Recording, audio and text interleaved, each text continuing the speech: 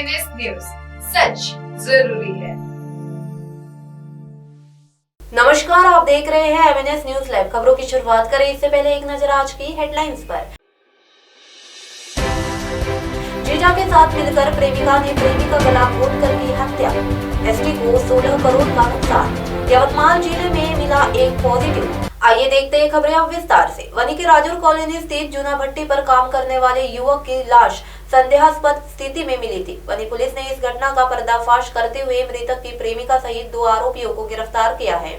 प्रेमिका ने अपने जीजा के साथ मिलकर प्रेमी की गला घोंटकर हत्या कर दी थी। सूत्रों के अनुसार अतुल सहदेव खोबरागड़े को राजूर कॉलोनी में चूना भट्टी पर काम करता था। वह अविवाहित था। अतुल चूना भट्टी मजदूरों को मजदूरी बांटने का काम कर रहा था। पिछले कुछ दिनों से इसी गांव की विवाहित सोनू राजू सरवने से उसके प्रेम संबंध चल रहे थे। इस प्रेम प्रसंग के चलते अतुल खोबरागड़े और सोनू सरवन गुपचुप तरीके से मिलने लगे थे। सोनू के जीजा हर्षद अंबादास जाधव ने इस बात को लेकर सोनू और हर्षद के बीच कई बार बहस हुई। उसने कई बार समझाया, लेकिन सोनू कुछ सुनने को तैयार नहीं थी। सोनू और हर्षद ने घर में अतुल का गला घोंटकर उसकी हत्या कर दी। फिर दोनों प्राकृतिक मौत का दृश्य बनाने के लिए अतुल के शव को घर से बाहर ले जाकर छोड़ दिए, जिससे कि लोगों को किसी तरह का संदेह नहीं हो। दूसरे दिन कुछ लोगों को लाश पड़ी दिखी। इस संबंध में पुलिस को सूचना दी गई।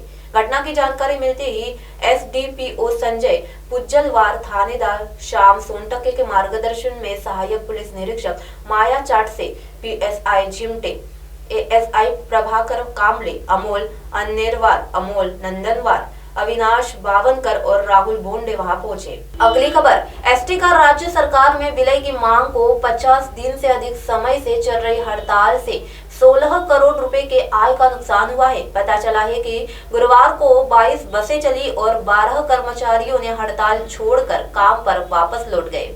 एसटी का राज्य सरकार में विलय की मांग को लेकर करीब 1.5 महीने से हड़ताल चल रही है। हड़ताल को निपटाने के लिए कई प्रयास किए गए। साथ ही परिवहन मंत्री ने 41% वेतन वृद्धि की अपील की थी। कर्मचारियों ने इस आह्वान का कोई जवाब नहीं दिया। कर्मचारी अपनी मांग पर अड़े हैं। इस बीच परिवहन मंत्री ने कर्मचारी को दोबारा सेवा में जुटने या कार्रवाई का सामना करने की चेतावनी दी थी। अगली खबर, गत 24 घंटे में नए से एक कोरोना पॉजिटिव मरीज मिला है। 3 मरीज कोरोना मुक्त हुए हैं। वर्तमान में एक्टिव पॉजिटिव मरीजों की संख्या जिले में 11 हो गई है। जिला परिषद स्वास्थ्य विभाग की ओर से प्राप्त रिपोर्ट के अनुसार शुक्रवार को कुल 803 की रिपोर्ट मिली। इनमें से 1 की रिपोर्ट पॉजिटिव मिलने से शेष 802 की रिपोर्ट निगेटिव मिली है। अब तक कुल पॉजिटिव मरीजों की संख्या 72,974 हो गई है, तो स्वस्थ होने वालों की कुल संख्या 71,175 हो गई है।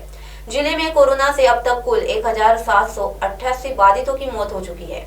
जिले में अब तक कुल 7,79,268 कोविड परीक्षण किया गया है। इसी के साथ खास खबरों को यही विराम देते हैं। फिलहाल वक्त हो चला है एक ब्रेक का। ब्रेक से लौटने के बाद देश और दुनिया की तमाम खबरें देखने के लिए बने रहे एमएनएस न्यूज के साथ। नमस्कार।